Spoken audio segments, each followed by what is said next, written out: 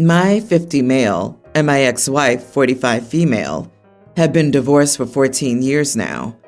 We have one child together, Rain, 18 male, and I've since remarried and have 3 children from my current wife. She's 48 female. The kids are pre-tween, teen male, and my stepdaughter, 19 female. The customary arrangement we've had since Rain's been a teenager is that he spends 3 months at his mother's house and then 3 months at my house and back again. Rain recently turned 18 during the 3-month period that he stays with me, and since then he's had to pay rent and for his own food for the rest of the time he stays here. He wasn't necessarily expecting it, but he wasn't a brat about it. He picked up a job quickly and has paid his first month of rent.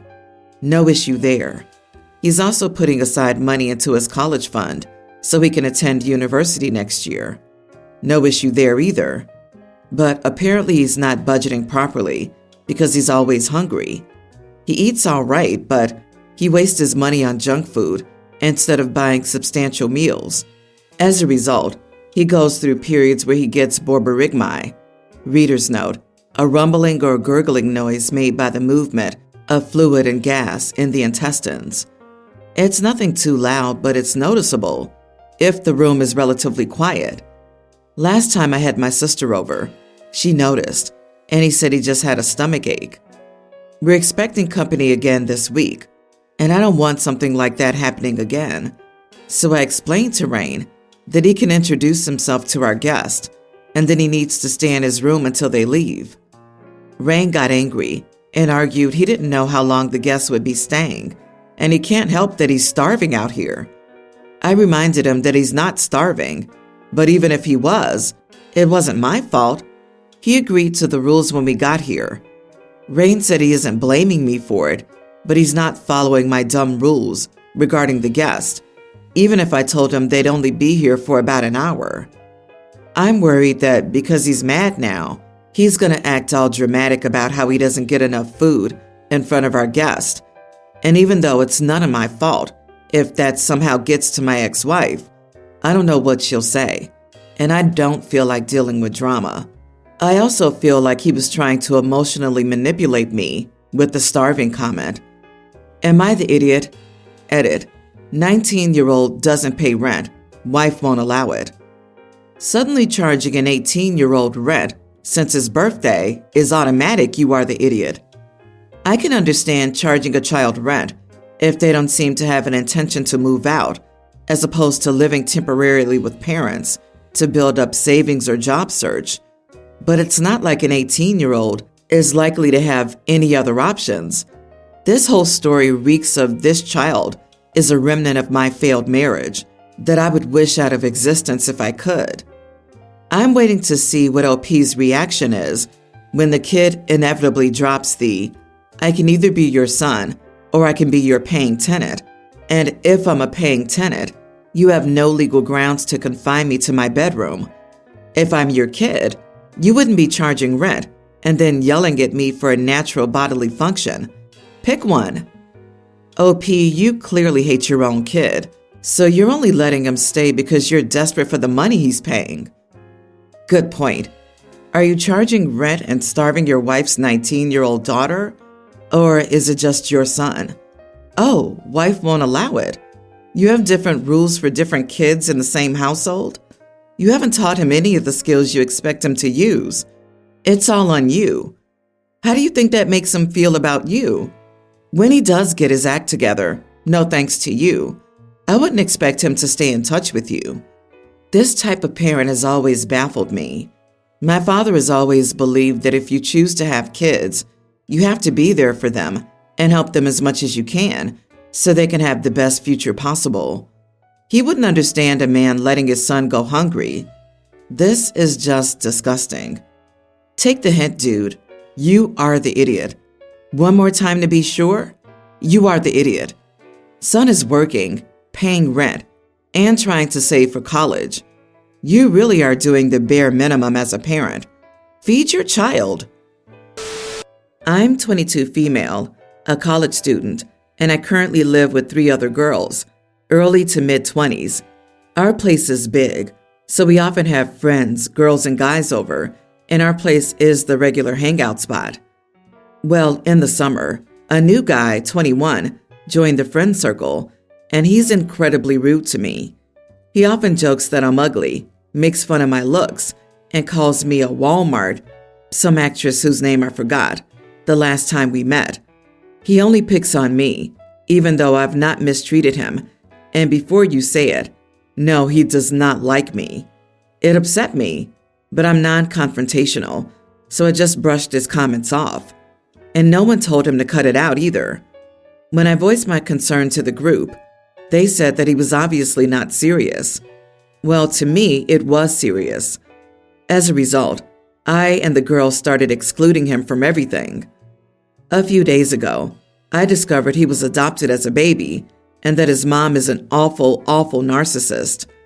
That same evening, he knocked on our door and asked to speak with me privately. Naturally, I declined. I told him that he was such an idiot, even his biological parents couldn't stand him. I also added that he clearly took after his mom regarding personality. After this incident, I was labeled an idiot by some people, mostly the guys.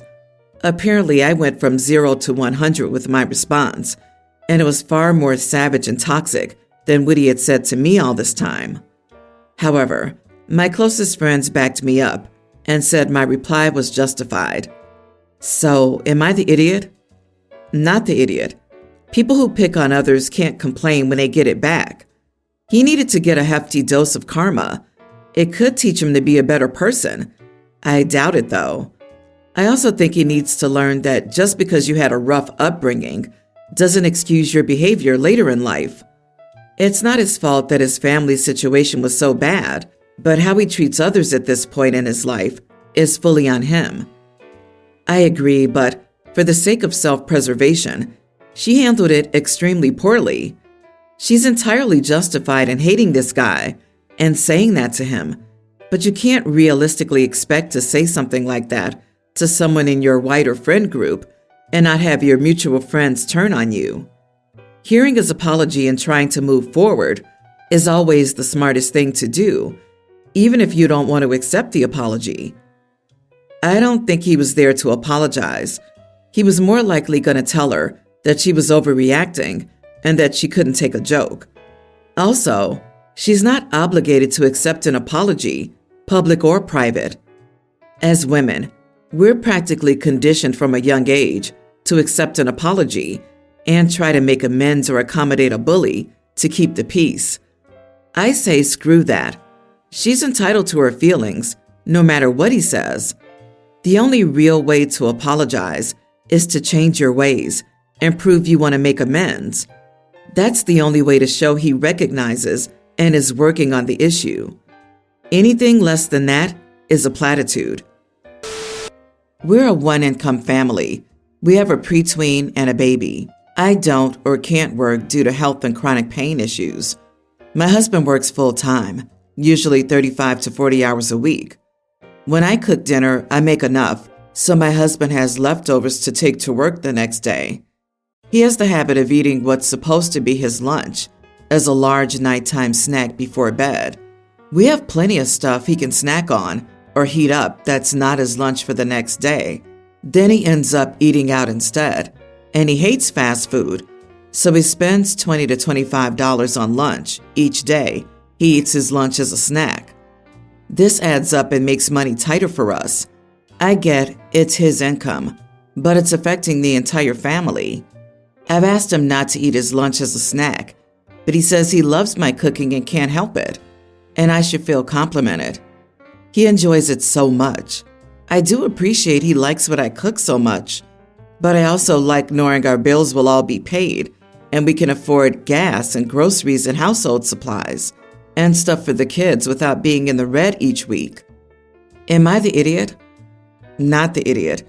Having been in this position, the only thing that worked was sitting my husband down and actually showing him the numbers, saying he's eating out 3 times a week. That's $60 to $75 per week, or $240 to $300 per month, $2,880 or $3,600 per year. Girl, that's a family vacation. that he's eating. That's a full month's or more rent or mortgage, simply because he won't save dinner leftovers for lunch and stop eating out. Lay out the actual cost of his snacking and give him a reality shock. It might help put things in perspective for him. We're a one-income family, with my wife being home with the kids. I either take leftovers or I eat PB&Js because the amount of money wasted on takeout lunches daily is absolutely absurd, talking hundreds a month. I don't need to eat sandwiches or leftovers, but I recognize that it would be unfair for the fam and the wife if I was spending hundreds on restaurants for myself. Come up with a solution together. Maybe make more food when you cook and portion out 2 lunches worth for the fridge. If I make more dinner, he'll have 3rd and 4th helpings. I do the grocery shopping and try to get everything I can on a snack list. He will still eat his lunch as a snack. Hubby's a recovering gambling addict and currently owes $100K in back taxes that I'm also trying to budget to pay towards each month. He's currently working in retail, makes around $40K per year. He has a master's in economics and used to make $200K per year, but some bad decisions in life messed that up, and he ended up in legal trouble and can no longer work in his former industry. Wow, you really buried the lead here with the fact that this man owes over $100,000 in back taxes and has a previous gambling addiction. There's absolutely zero reason he should be eating out with that much debt owed. Jesus in a Prius. Also, he should learn some self-control. This grown man needs to learn to restrain his impulsivity and leave his homemade lunch alone. Wait, what? Is OP sure he's not gambling the $20 to $25 a day? He could be buying a coworker's lunch on his card and then pocketing the cash to gamble. That's why he's so hungry. He's not eating any lunch. He's gambling. My 38 female, ex-boyfriend 46, and I have a son, pre-tween together. We were together about 10 years before it ended, around 5 years ago. However, despite him now dating another woman, 27, with whom he has a toddler daughter, he's still the father of my son, and therefore there's no reason why our relationship shouldn't have evolved into one of friendship as a child joins you for life. He's very proud of our son, and a great example is how even though the legally mandated amount of child support would have come out to 6 figures a year, he goes above and beyond that to our son in the form of money and gifts, which is his love language. As one can tell from my previous statement, my ex did very well for himself, and that's where the root of the problem with my husband, 38, comes in. He's commented about how he felt that his family's line of business that my ex inherited and expanded on, they own rehab facilities, was full of body brokers. He fixated on this due to some obscure accusation levied against my ex's brother and associates that was dismissed as sour grapes. My husband also comments about whether my ex's current girlfriend is upset at the gifts my ex sends, when my ex's girlfriend has said there's plenty to go around. His mom has had the gall to say that I should be more appreciative of a man who's not anti-marriage and not a workaholic like my ex is. My ex sends me and my son birthday and holiday gifts. It was my birthday, and I love collecting watches. My ex bought me a gorgeous Tiffany blue and white gold watch that looks like it was crafted by a painter from the Renaissance. I'd be better off wearing a Rolex in terms of not getting robbed, and that ticks my husband off more than anything. My ex got me a watch too, and it was lovely. I know it was a splurge for him, but if we were both removed from the situation, objectively speaking, no one would disagree on which watch exemplified stunning. I wore my husband's gift on our trip to New York last month, but I admit I've been wearing my ex's gift a lot. My husband said nothing, but then he got upset because my ex didn't want my son to go on an upcoming trip to Vermont that he had agreed on previously and do the hay rides and such that my husband planned because he was afraid my son would have ticks climb onto him, so the trip was canceled. My husband finally said he was uncomfortable, always feeling like my ex was in charge of everything. He also said he wished I'd wear his gift less and stop letting his gift collect dust. We got into a fight, and I said the watch was gorgeous and one of a kind. My husband stormed out, and I saw him crying in his car, and when I tried to approach him, he shook his head. I was exasperated after that, and we haven't spoken since. Am I the idiot for having a jewelry preference? So, you want your current husband to become your ex. Got it. You are the idiot. You clearly don't respect him and how he feels. He's already trying to work hard to compete with your ex, which you are allowing, and then to allow your ex to shoot down his plans for BS reasons? You are a massive piece of work. If you have any shred of love and respect towards your husband, you owe him an enormous apology and display and gesture of your love towards him. Obviously, you are the idiot, but please write more about how great your ex is. You have plenty of time to focus on it when you're single again. And I'm sorry you canceled a trip because he was worried your son might get tics. Are you serious? You haven't gotten over your ex, and you will not get over your ex, as he's able to provide a lifestyle that other men can't. Since your focus is so much on material value rather than sentimental value, you will not be able to have a healthy relationship with anyone else. Agree. She doesn't love or respect him, and she should have stayed with her ex if he hadn't traded her in for a younger model. She prefers him but can't have him, and her husband's just better than nothing. Hope you enjoy your material possessions alone, and your husband can find someone who appreciates him.